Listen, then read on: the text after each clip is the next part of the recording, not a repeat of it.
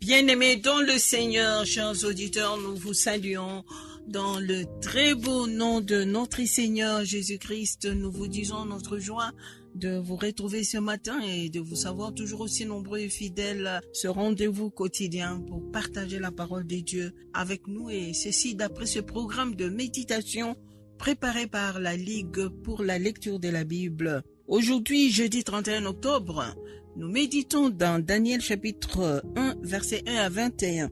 Donc, c'est sans transition cette fois-ci que nous sommes passés de l'épître de Paul aux Thessaloniciens pour rentrer dans le Nouveau Testament avec le prophète Daniel. Et nous allons lire ces textes, nous allons prier avant de lire ce texte. Nous sommes reconnaissants, Seigneur, pour tous tes bienfaits, mais nous te prions particulièrement, Seigneur, pour le don de la parole, cette parole qui est notre pain de vie. Merci de nous en donner encore en ce jour pour nourrir notre vie, mais nourrir, Seigneur, tout notre être. Au nom de Jésus-Christ, notre Seigneur et Sauveur. Amen. Amen. Daniel chapitre 1, verset 1 à 21, c'est le texte de notre méditation de ce jeudi 31 octobre. Mais avant de lire ce texte, nous allons lire un extrait de l'introduction que le lecteur nous propose. Introduction à ce livre de Daniel. Le nom de Daniel signifie Dieu juge. Jeune homme, membre d'une famille de l'aristocratie judéenne, Daniel assista à la défaite de Joachim, roi de Juda. Avec ses compagnons, il fut exilé à Babylone par le roi Nebuchadnezzar.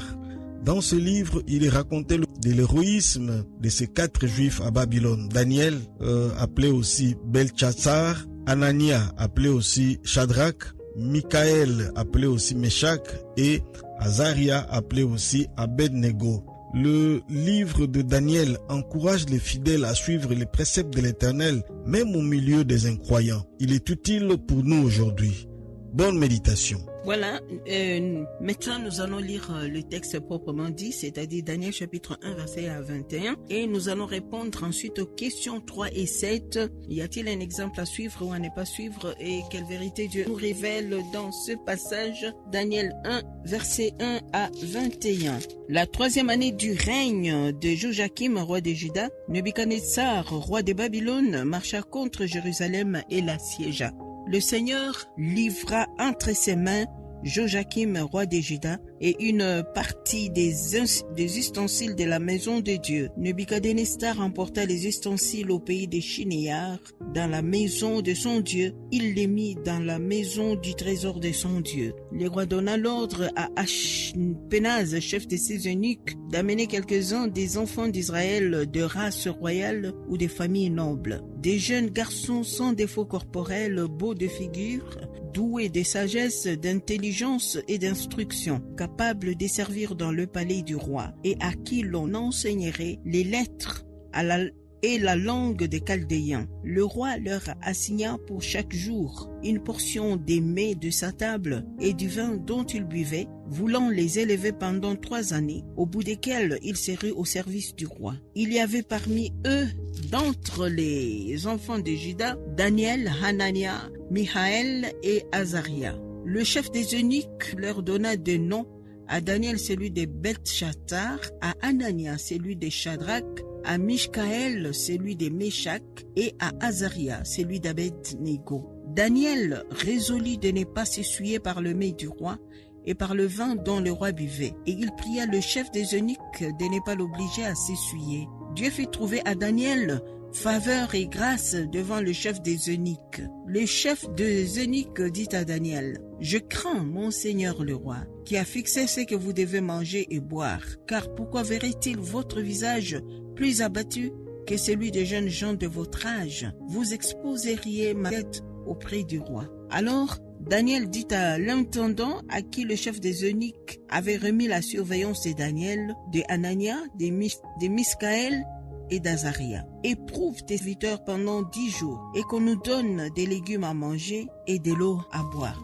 Tu regarderas ensuite notre visage et celui des jeunes gens qui mangent les mets du roi, et tu agiras avec tes serviteurs d'après ce que tu auras vu. Il leur accorda ce qu'ils demandaient et les éprouva pendant 10 jours. Au bout des 10 jours, ils avaient meilleur visage et plus d'embonpoint que tous les jeunes gens qui mangeaient les mets du roi, l'intendant emportait les mets et le vin qui leur était destiné, et il leur donnait des légumes.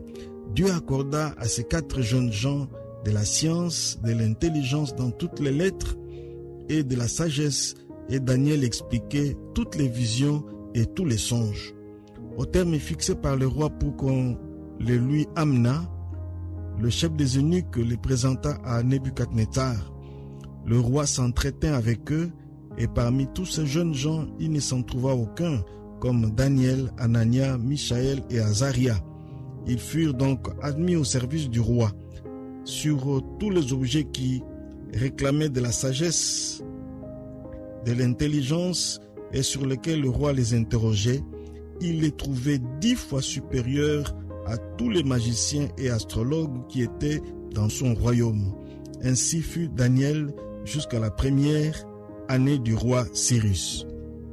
Voilà, bien-aimés, nous venons donc de lire le texte de notre méditation de ce jeudi 31 octobre, Daniel chapitre 1, versets 1 à 21. Et nous allons répondre aux questions 3 et 7. Y a-t-il exemple à suivre ou à ne pas suivre? Et quelle vérité Dieu nous révèle dans ces textes? Je vais commencer par une vérité, au moins une vérité. Au verset 2, la Bible nous dit ceci: le Seigneur livra entre les rois de Babylone, il livra Joachim, roi de Juda, et une partie des ustensiles de la maison de Dieu. Nebuchadnezzar emporta les ustensiles au pays de Shinéar, dans la maison de son Dieu.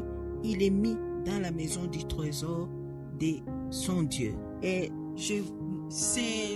ça me chagrine de penser que les ustensiles sacrés qui étaient destinés au service de Dieu, qui étaient destinés à un culte saint pour les dieux d'Israël, Dieu lui-même les livre entre les mains des Babyloniens, entre les mains du roi de Babylone, un occultiste notoire. Et on verra dans la suite, quand nous lisons le livre de Daniel, on se rendra compte que la Babylone est un pays de magie, d'occultisme et d'obscurantisme. Mais Dieu livre les choses les plus précieuses de sa maison à ces rois païens. Et la vérité que nous voyons là, c'est ce que tout au long de l'histoire d'Israël, nous les voyons bien, il ne suffit pas d'être détenteur ou dépositaire des choses sacrées pour...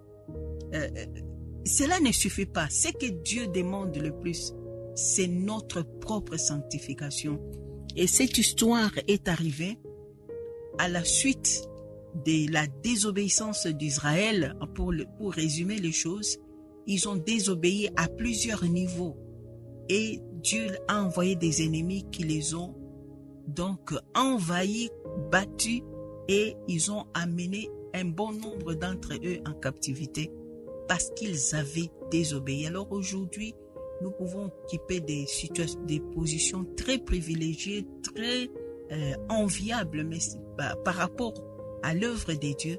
Mais si nous-mêmes, nous ne nous sanctifions pas devant Dieu, tout cela ne dit rien au Seigneur. Il est capable de désavouer tout ce que nous faisons, parce si nous n'apprenons pas à nous soumettre à lui, comme c'est arrivé pour le peuple d'Israël.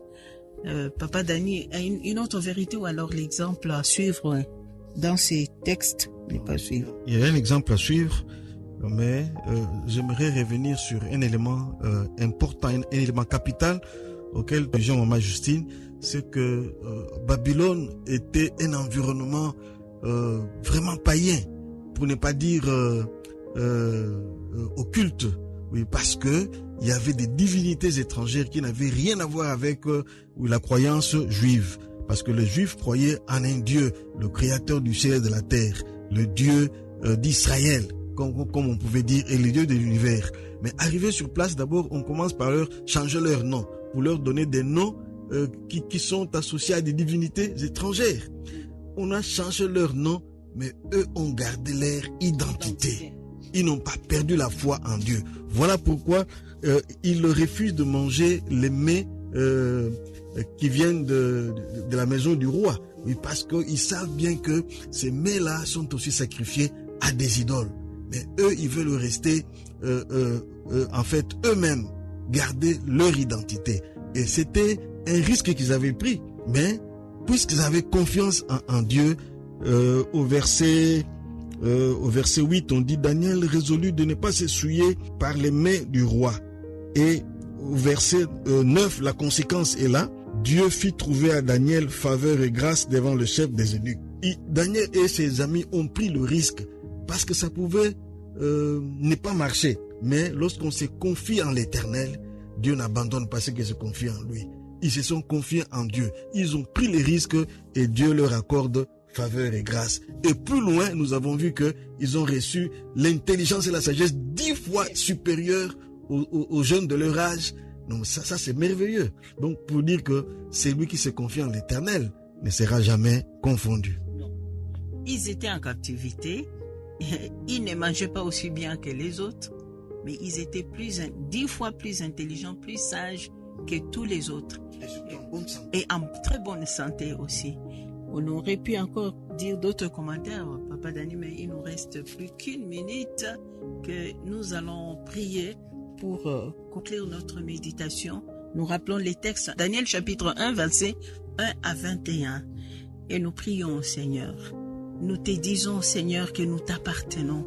Nous voulons vivre pour toi. Nous voulons vivre d'une manière digne de toi. Et Seigneur, que tout ce qui est en nous puisse t'honorer, puisse te rendre gloire. Nous prions, Seigneur, nous-mêmes comme temple du Saint-Esprit, temple du Seigneur, que tu nous gardes saints devant toi, que tu nous gardes fidèles. Apprends-nous à te faire confiance. Garde-nous séparés du monde parce que c'est ce que tu attends de nous. Garde-nous de nous compromettre. Garde-nous de nous souiller avec les mains étrangers. Apprends-nous à t'honorer en toutes circonstances au nom de Jésus. Amen.